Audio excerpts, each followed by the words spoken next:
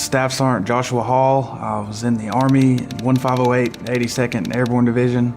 Stepped on a dismounted IED in southern Afghanistan, resulting in loss of my left leg, severe injuries to my right leg, multiple pelvic and spinal fractures, and some internal damage.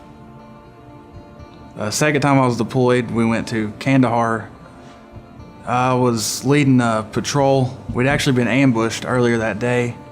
We fought for about 6 hours, and then after that was all over with, they wanted someone to go out and assess the damage, basically.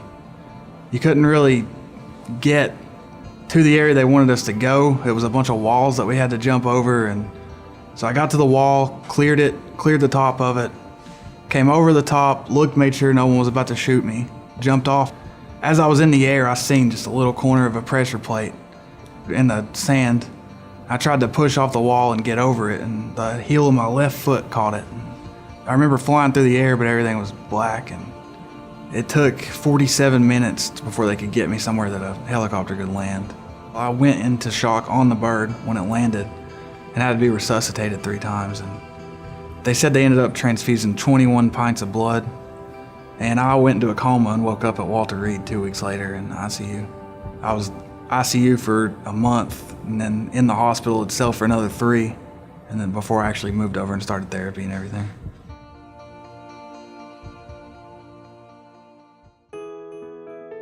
We're in a rental house right now.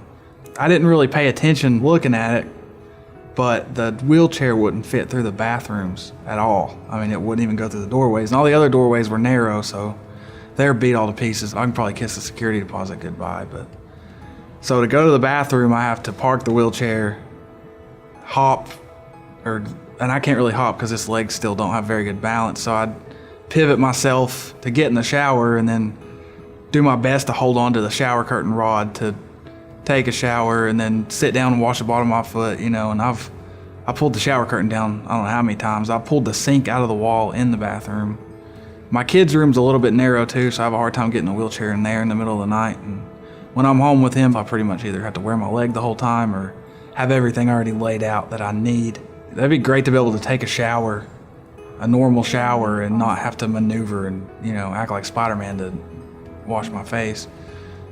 And to be able to run my kid around in the wheelchair and not worry about hitting his head on the door or something, because I can barely get through there, so holding him and trying to keep him still and get through the doorways or make him a bottle or something, I have to hold him and stand up to get to the bottle if I'm not wearing my leg. And so I try to wear it as much as I can, but I mean, you get sores and everything else, so it's hard to keep it on all day long.